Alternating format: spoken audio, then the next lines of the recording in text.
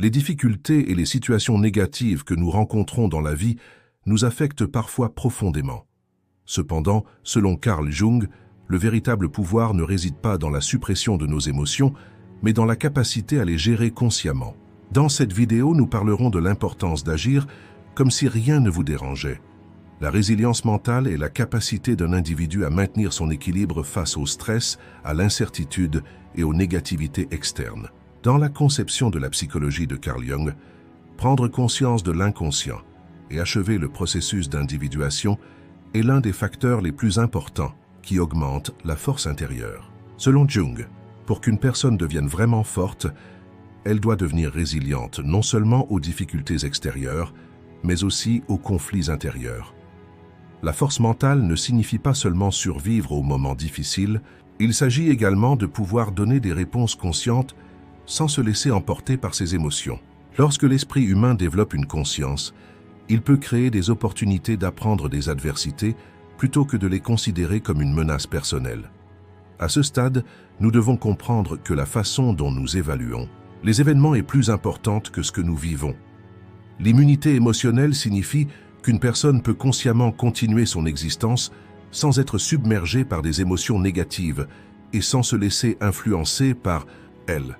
Le concept de l'ombre de Jung est ici d'une grande importance, parce que les plus grandes vulnérabilités d'une personne proviennent souvent d'aspects d'elle-même qu'elle réprime et évite d'affronter.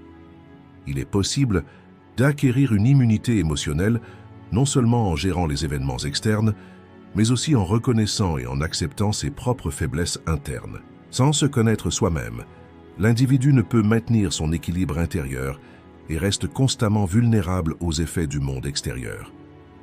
L'immunité émotionnelle n'est donc pas seulement un processus de suppression des émotions négatives, mais de transformation de celles-ci en leur donnant un sens.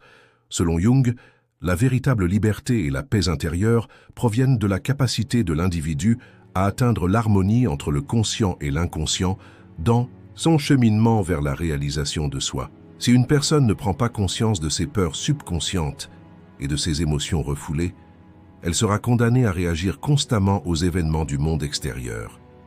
Cependant, un individu conscient peut utiliser ses émotions comme un outil en maintenant son propre équilibre spirituel face à chaque événement. Une personne qui établit sa paix intérieure indépendamment des hauts et des bas du monde extérieur devient plus forte non seulement mentalement, mais aussi spirituellement. À ce stade, afin d'accroître la résilience mentale, l'individu doit remettre en question ses propres pensées, éviter les réactions automatiques et évaluer les événements dans une perspective plus large. La seule chose qui ne change pas face à l'incertitude du monde extérieur est notre propre pouvoir intérieur et notre conscience. L'auto-observation est la capacité d'une personne, en tant qu'être conscient, à évaluer ses propres pensées, sentiments et comportements comme s'il était un observateur extérieur. Selon Carl Jung, pour qu'un individu puisse se connaître et diriger sa vie consciemment, il doit d'abord prendre conscience de ses processus mentaux.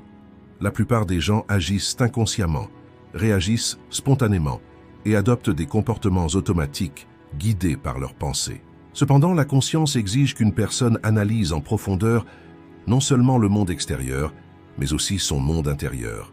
Les pensées qui surviennent dans l'esprit sont le produit d'expériences passées, de schémas inconscients et de réflexes émotionnels. Si un individu continue sa vie sans se remettre en question ni essayer de comprendre son monde intérieur, il restera sans le savoir sous le contrôle du passé et du subconscient. L'auto-observation est donc la pierre angulaire de la liberté et de la conscience intérieure. Dans le processus d'individuation psychologique de Jung, la prise de conscience des éléments inconscients permet à l'individu de découvrir les croyances profondes et les réactions émotionnelles qui guident sa vie. Dans la vie quotidienne, les gens réagissent souvent automatiquement à certaines situations. Il essaie de comprendre si sa colère est réellement due à une cause externe ou à des conflits non résolus en lui-même. Cette prise de conscience permet à l'individu d'agir avec des choix conscients et pas seulement avec des réflexes émotionnels. Jung dit qu'il est impossible pour une personne de comprendre le monde extérieur sans découvrir sa propre réalité intérieure. Parce que la véritable conscience est possible non seulement en observant les événements, mais aussi en s'observant soi-même et en donnant un sens à ses processus internes.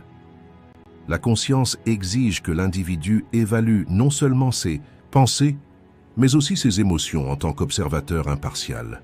Une personne devrait accepter chaque émotion qu'elle ressent, mais ne pas s'identifier à elle.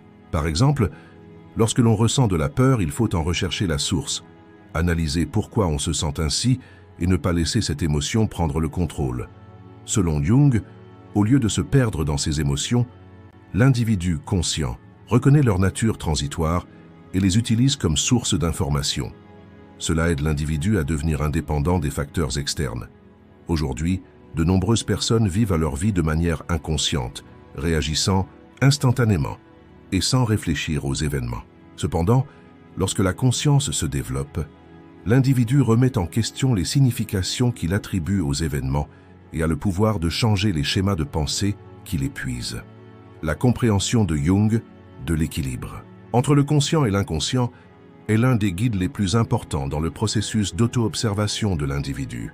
La conscience englobe non seulement la pensée logique, mais aussi la profondeur intuitive. Lorsqu'une personne peut entendre sa voix intérieure et lire les messages de son subconscient, elle peut prendre des décisions plus conscientes et plus équilibrées dans sa vie. La pratique de l'auto-observation permet à l'individu de donner un sens à son propre monde spirituel et de devenir ainsi plus résistant aux influences du monde extérieur. Une personne qui examine objectivement ses pensées et ses sentiments regarde les événements qu'elle vit sous un angle différent et cesse d'être un être dépendant uniquement des conditions extérieures. Ainsi, il peut diriger sa vie avec une véritable conscience et non avec des réflexes inconscients. L'ego est le centre de la perception que l'individu a de lui-même et de sa relation avec le monde. Selon Carl Jung, l'ego représente le soi conscient de l'homme et constitue une structure fondamentale qui détermine la façon dont il vit la vie. Cependant, lorsque l'ego devient un rideau qui empêche une personne de se percevoir correctement elle-même et son environnement, il éloigne l'individu de la paix intérieure et de la véritable conscience. Contrôler l'ego ne signifie pas le détruire complètement. Au contraire, il faut veiller à ce qu'elle devienne une structure saine au service de la conscience. Si l'ego gouverne de manière incontrôlable la vie d'un individu, la personne perd la capacité d'évaluer les événements de manière objective et développe constamment des mécanismes de défense contre les menaces du monde extérieur. Cela amène l'individu à constamment essayer de se justifier, à se fermer à la critique et à se sentir fragile même dans les plus petites situations. Cependant, l'approche psychologique de Jung préconise que l'individu comprenne ses propres processus internes et dirige son ego consciemment. L'un des plus grands pièges de l'ego est la tendance humaine à prendre les choses personnellement. Un individu sous l'influence de l'ego est enclin à voir chaque situation qu'il rencontre comme une attaque ou une menace pour lui-même. Les gens s'identifient à certaines identités comme un reflet de leur ego. Et lorsque cette identité se sent menacée, ils peuvent réagir de manière extrême. Cependant, lorsqu'une personne prend conscience de son identification avec sa personnalité, elle peut voir qu'il s'agit d'une structure flexible et qu'elle peut changer. L'ego rend souvent les gens esclaves de leurs expériences passées. Un individu qui est étroitement attaché à sa propre justesse perd sa flexibilité mentale au fil du temps et résiste à l'innovation et au changement. Cette situation freine le développement de la personne et la condamne à vivre constamment dans les mêmes schémas de pensée. Selon Jung, pour qu'un individu puisse véritablement mûrir, il doit prendre conscience des limites de son ego et ne pas s'identifier complètement à lui. Dans les cas où l'ego est trop dominant, la personne réagit de manière excessive aux événements extérieurs et au comportement des gens. Mais lorsqu'il développe une conscience, il peut évaluer les événements dans une perspective plus large et cesse de se mettre au centre de ceux-ci.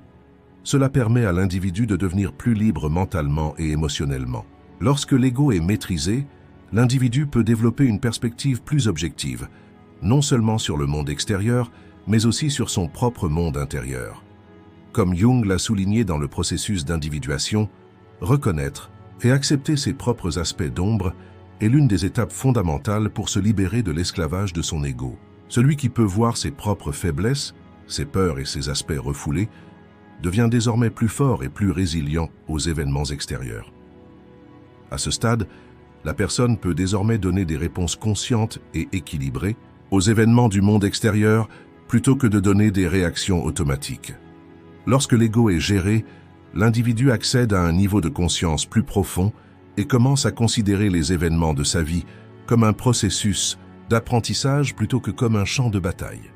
De cette façon, peu importe la dureté des facteurs externes, la personne parvient à maintenir sa paix intérieure. Les émotions sont l'une des forces internes qui défient et contrôlent le plus la conscience d'une personne. Selon Carl Jung, les émotions ne sont pas seulement des réactions momentanées, ce sont des messages du monde inconscient et sont directement liés aux aspects d'ombre de l'homme. Si un individu se laisse emporter par ses émotions sans les comprendre, il gérera sa vie avec des réactions inconscientes et sera condamné à se laisser influencer par des événements extérieurs. Cependant, maîtriser ses émotions ne signifie pas les supprimer ou les ignorer. Au contraire, il s'agit d'en prendre conscience et d'apprendre à les gérer consciemment. Dans la compréhension psychologique de Jung, les conflits inconscients et les émotions refoulées de l'individu, lorsqu'ils ne sont pas amenés au niveau conscient, se manifestent dans le monde extérieur sous forme de colère, de frustration, de peur et d'anxiété. Lorsqu'une personne se rend compte que les émotions qui la dérangent le plus proviennent en réalité de son propre monde intérieur, elle commence à accroître son contrôle sur les événements extérieurs. Lorsque de nombreuses personnes ressentent des émotions négatives, elles en recherchent la source dans le monde extérieur. Lorsqu'il se met en colère, il s'attend à ce que la personne ou l'événement qui l'a mis en colère change. Lorsqu'il est déçu, il blâme le monde extérieur. Cependant, selon Jung, nos émotions sont le reflet de notre monde intérieur plutôt que du monde extérieur. À moins qu'un individu ne se demande pourquoi il ressent la même émotion encore et encore face à un événement particulier, les mêmes cycles continueront à se répéter dans la vie. Par exemple, une personne qui a constamment peur d'être rejetée peut avoir un sentiment subconscient d'inutilité. S'il ne comprend pas la source de ce sentiment, il verra chaque rejet qu'il rencontre dans sa vie comme un échec personnel et ne pourra pas échapper à cette spirale émotionnelle. Cependant, celui qui aborde les émotions consciemment se rend compte que chaque émotion essaie de lui dire quelque chose. Et au lieu de la supprimer, il peut la transformer en lui donnant un sens. Gérer ces émotions ne signifie pas minimiser leur impact sur nous. Au contraire, cela nécessite de pouvoir les expérimenter consciemment et de les utiliser comme guide interne. Le processus d'individuation de Jung est possible en harmonisant le conscient et l'inconscient, et les émotions sont l'un des outils les plus importants de ce processus. Si un individu n'aborde pas consciemment ses peurs, sa colère ou son anxiété, ces émotions s'accumulent de manière incontrôlable dans le subconscient et émergent sous forme d'explosion à des moments inattendus. Par conséquent, pour gérer les émotions de manière saine, il est nécessaire de comprendre leur signification intérieure plutôt que de les réprimer. L'un des moyens les plus efficaces pour y parvenir est d'analyser les déclencheurs émotionnels et de développer une conscience afin de pouvoir atteindre la racine des émotions. À mesure qu'un individu développe sa conscience émotionnelle, il devient plus conscient de ses réactions au monde extérieur.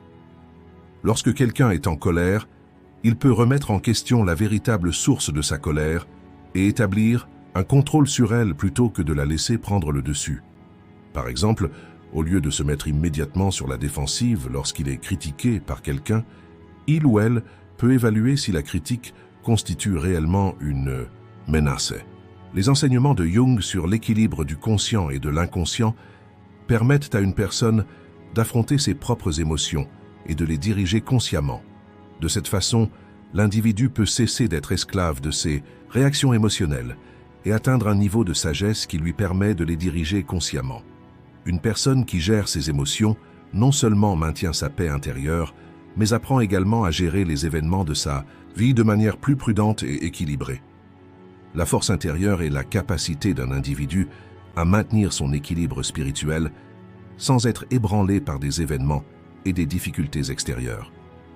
Selon Carl Jung, le véritable pouvoir d'une personne ne se mesure pas à ses réactions aux influences du monde extérieur, mais à l'équilibre et à la conscience qu'elle crée dans son monde intérieur. La plupart des gens associent le pouvoir au fait d'avoir le contrôle, d'être dominant ou de tourner les événements du monde extérieur à leur avantage. Cependant, Le véritable pouvoir réside dans la capacité de l'individu à rester connecté à sa propre essence et à son centre intérieur, malgré les changements des conditions extérieures. Comme Jung l'a souligné dans le processus d'individuation psychologique, pour qu'une personne atteigne un pouvoir intérieur, elle doit affronter ses aspects inconscients et les intégrer en les amenant au niveau conscient. La force intérieure n'est pas une résistance superficielle ou une défense mécanique contre l'adversité. Au contraire, elle apparaît lorsque l'individu développe une compréhension profonde de sa propre existence. Rester centré signifie que l'individu peut maintenir une conscience intérieure et une position consciente en évitant les réactions excessives aux événements externes. Dans la vie quotidienne, un individu rencontre d'innombrables événements, personnes et situations.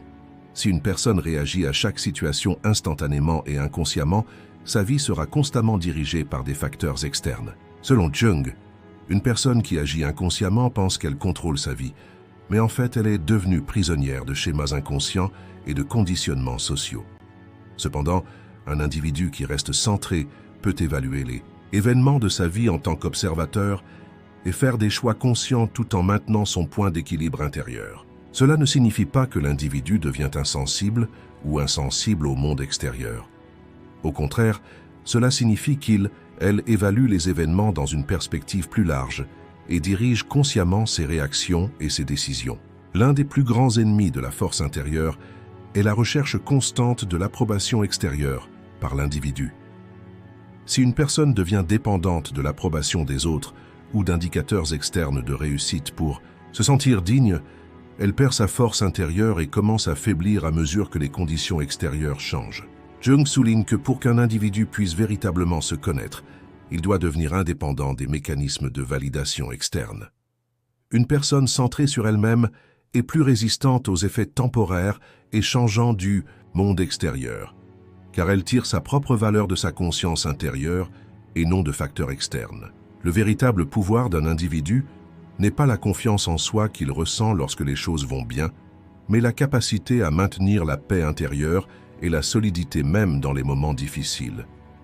Pour qu'un individu reste centré, il doit observer consciemment ses pensées et ses sentiments et développer une pratique de conscience qui maintiendra constamment son équilibre intérieur. Cela est possible en renforçant la conscience mentale de l'individu, en ne se laissant pas emporter par les hauts et les bas émotionnels et en étant capable de remarquer les influences dans l'inconscient.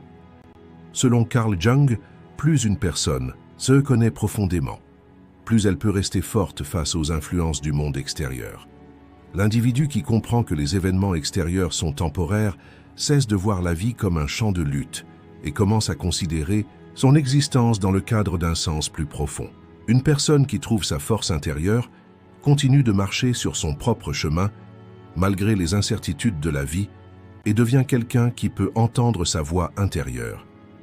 À ce stade, l'individu cesse d'être quelqu'un qui réagit simplement aux conditions extérieures et devient le véritable gestionnaire de sa propre vie. Les humains sont des êtres sociaux par nature et sont en interaction constante avec ceux qui les entourent. Cependant, ces interactions peuvent parfois devenir menaçantes pour la paix intérieure de l'individu. Selon Carl Jung, réduire l'influence. Les autres ne signifie pas couper les ponts avec les gens ou devenir insensible.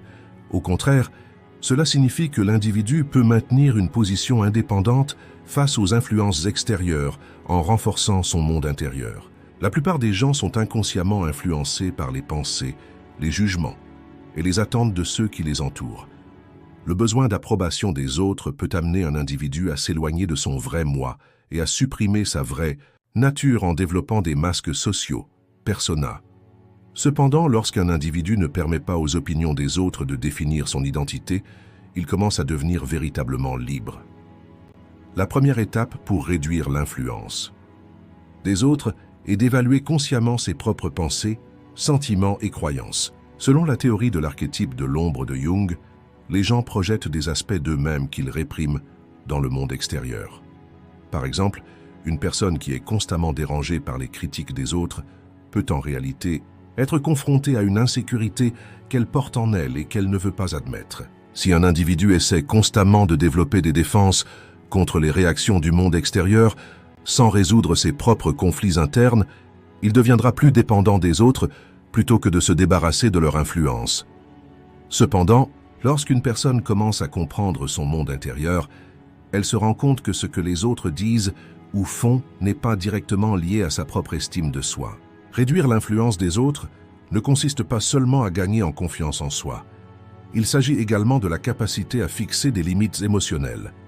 Jung soutient que la capacité d'un individu à déterminer ses propres limites psychiques est l'un des éléments fondamentaux de la santé psychologique. Si un individu porte constamment le fardeau émotionnel des autres et intériorise leurs problèmes comme s'ils étaient les siens, avec le temps, il commence à épuiser sa propre énergie spirituelle. Cependant, une personne capable d'établir des limites saines peut à la fois faire preuve d'empathie et se protéger de l'impact émotionnel des autres. Cela ne signifie pas que l'individu devient insensible au monde extérieur, mais plutôt qu'il peut faire un choix conscient quant aux émotions à internaliser et à exclure. Il est également essentiel pour un individu de développer sa propre guidance interne, afin de réduire l'influence des autres.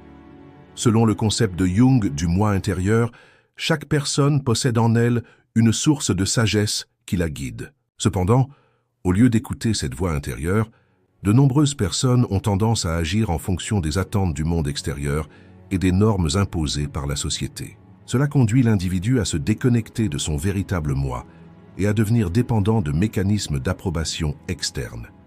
Une personne qui écoute sa voix intérieure évalue les opinions des autres à travers un filtre conscient, plutôt que de les rejeter complètement. Cela vous permet la flexibilité d'accepter des critiques constructives lorsque cela est nécessaire, sans pour autant suivre aveuglément les opinions des autres. L'un des moyens les plus importants pour réduire l'influence des autres est de s'accepter tel qu'il est. Selon Jung, l'acceptation totale par l'individu de sa propre identité constitue le plus grand bouclier contre les influences du monde extérieur. Si une personne a atteint son intégrité intérieure, elle ne sera pas ébranlée par les pensées ou les jugements des autres. À ce stade, l'individu cesse d'être une marionnette du monde extérieur et devient le véritable gestionnaire de sa propre vie. La véritable liberté ne signifie pas se détacher complètement des influences extérieures, mais plutôt ne pas leur permettre de perturber l'équilibre intérieur de l'individu. Créer sa propre réalité signifie prendre la décision de vivre d'une manière profonde et significative, en accord avec son moi intérieur, plutôt que de façonner sa vie sous l'influence de facteurs externes. Selon Carl Jung, lorsqu'une personne commence à comprendre et à accepter son vrai moi, elle peut prendre le contrôle de sa vie. La réalité prend forme dans le monde mental de l'individu. Le monde extérieur n'est qu'un reflet des perceptions et des pensées internes de l'individu. Créer votre propre réalité est la première étape vers la construction d'une vie en accord avec votre moi intérieur, indépendamment des conditions extérieures. Le processus d'individuation de Jung consiste à créer son propre chemin, authentique, en explorant à la fois ses conflits intérieurs et son potentiel. La base de la création de la réalité est que l'individu développe une pleine conscience de son propre monde intérieur. Les gens agissent souvent avec des pensées imposées par le monde qui les entoure, ce qui les amène à expérimenter la réalité de la société ou de leur environnement, et non la réalité de l'individu. Jung soutient que l'individu devrait créer un équilibre dans son monde intérieur et construire une réalité qui n'appartient qu'à lui-même, plutôt que de se concentrer sur le monde extérieur. Cela nécessite de créer ses propres vérités, valeurs et sens, indépendamment des normes sociétales, des attentes des autres et des réflexions du passé. La réalité n'est pas simplement le résultat de conditions matérielles, c'est aussi l'expression du monde spirituel de l'individu. Lorsqu'une personne commence à trouver sa propre essence, elle a la possibilité de créer une vie dans le monde extérieur qui reflète cette essence. Un autre élément important de la création de sa propre réalité est de découvrir un but et un sens à sa vie. Jung dit que la recherche de sens de l'homme lui donne une direction et une profondeur intérieure. Si une personne vit sa vie uniquement pour exister ou pour répondre aux attentes de la société, alors elle est aliénée de sa propre réalité. Cependant, une personne doit avoir un but pour réaliser son potentiel intérieur au plus haut niveau. Cet objectif ne peut pas être une réussite sociale ou un effort pour gagner l'approbation des autres. Un véritable objectif est façonné par une vision qui s'aligne sur le véritable moi de l'individu. Une personne qui souhaite créer sa réalité doit d'abord examiner profondément sa propre nature spirituelle et comprendre le potentiel qu'elle offre. L'harmonie entre le moi intérieur et les objectifs du monde extérieur joue un rôle décisif dans la création de la réalité. Créer sa propre réalité nécessite également d'accepter ses blessures passées et ses aspects d'ombre. Selon Jung, chaque individu a des émotions et des pensées refoulées dans l'inconscient. Ces aspects sombres, qu'il appelle ombres, peuvent conduire l'individu à développer des attitudes négatives envers lui-même et envers le monde. Pour une véritable transformation intérieure, il est essentiel que ces aspects sombres soient reconnus et affrontés. Les erreurs passées, les pertes, les déceptions ou les émotions refoulées doivent être acceptées comme faisant partie de l'individu. Cependant, cette acceptation ne signifie pas les changer ou les détruire. Selon Jung, accepter les aspects d'ombre est la première étape vers l'intégration avec soi-même et la création de sa réalité. Créer sa propre réalité ne consiste pas à attendre l'approbation ou le jugement des autres, mais à parcourir un chemin fidèle à ses vérités intérieures.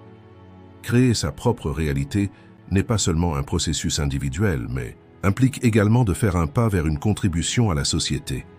À mesure que l'individu découvre son propre potentiel, il a également la capacité de transformer le monde qui l'entoure. Créer votre propre réalité est un voyage pour connaître votre vrai moi, atteindre l'équilibre intérieur, affronter le passé et découvrir le sens de la vie. Selon Jung, le vrai soi ne peut émerger qu'à travers ces processus profonds et conscients.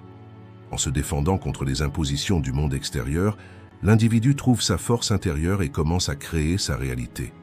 Dans ce processus, le pouvoir d'exister est acquis non seulement en tant qu'être, mais aussi en tant qu'être humain qui ressent profondément le sens de la vie.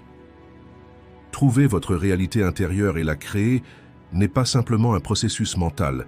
Il est également très important de comprendre comment intégrer ces prises de conscience et ces compréhensions dans la vie quotidienne.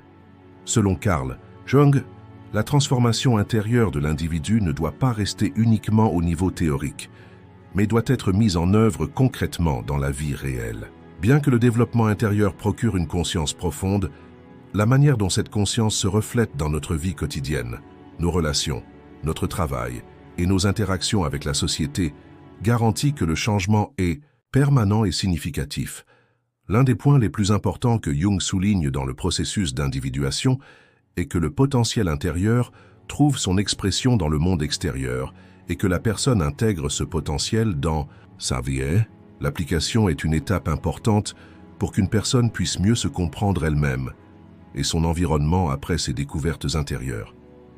Un individu qui a trouvé sa propre vérité ne regarde pas seulement le monde dans lequel il vit en tant qu'observateur, prend une part effective et active dans ce monde. La véritable étape de mise en œuvre est celle où une personne met de côté ses masques sociaux et vit une vie fidèle à son vrai moi. Ce faisant, il est également important de ne pas nuire aux autres, de faire preuve d'empathie et de respecter des limites saines avec l'environnement. Un individu qui reste fidèle à ses propres vérités permet également cette liberté aux autres, car la vraie liberté exige de respecter la liberté des autres. Selon Jung, une personne qui a subi une transformation intérieure devient plus compréhensive, ouverte d'esprit et empathique envers les autres dans le monde extérieur. Atteindre l'équilibre intérieur crée également la paix dans le monde extérieur. Un autre aspect important de la pratique est de pouvoir prendre des décisions de manière consciente et prudente. Jung souligne l'importance de prendre des décisions qui servent et conviennent à une personne une fois qu'elle a découvert son potentiel intérieur. Selon Carl Jung, la véritable individuation consiste à résoudre ses conflits intérieurs, à accepter ses aspects d'ombre et à choisir courageusement son propre chemin, indépendamment des normes sociales. Selon Carl Jung, un individu n'atteint la véritable liberté que lorsqu'il accepte son vrai moi dans toute sa nudité et vit sa propre identité indépendamment des jugements extérieurs. L'individu doit trouver son propre chemin et le suivre courageusement, indépendamment des influences du monde extérieur. Dans cette vidéo, nous avons parlé de l'importance d'agir comme si rien ne vous dérangeait. Le processus de transformation intérieure et de création de sa propre réalité n'est pas seulement une découverte individuelle, mais aussi un effort pour intégrer cette découverte dans la vie sociale. Selon les enseignements de Carl Jung, Ce n'est que lorsqu'un individu découvre son propre pouvoir intérieur qu'il peut donner un sens à sa vie en reflétant ce pouvoir dans son environnement et entrer dans un processus de véritable individuation. Appliquer ce processus dans la vie réelle nécessite de la patience, de la conscience de soi et du courage. L'individu doit trouver son propre chemin et le suivre courageusement, indépendamment des influences du monde extérieur. Nous aimerions maintenant vous poser quelques questions. Quels ont été les plus grands obstacles que vous avez rencontrés lors de la création de votre propre réalité? Quelle est la chose la plus intéressante que vous avez remarquée au cours de votre voyage pour découvrir votre force intérieure? Peut-être pouvez-vous partager avec nous le moment ou l'histoire qui vous a le plus inspiré dans votre vie. Nous serions ravis que vous partagiez vos réflexions dans la section commentaires, parce que chacune de vos opinions nous aide tous à acquérir une compréhension plus profonde. Et n'oubliez pas, vous n'êtes pas seul dans ce voyage. N'oubliez pas de vous abonner à notre chaîne et d'aimer les vidéos. Nous avons hâte d'être avec vous avec notre nouveau contenu. Nous attendons avec impatience vos avis et suggestions. Au fait, le bouton de connexion de notre chaîne a été activé. Votre soutien rémunéré est très important pour notre motivation. Nous attendons votre soutien. Merci.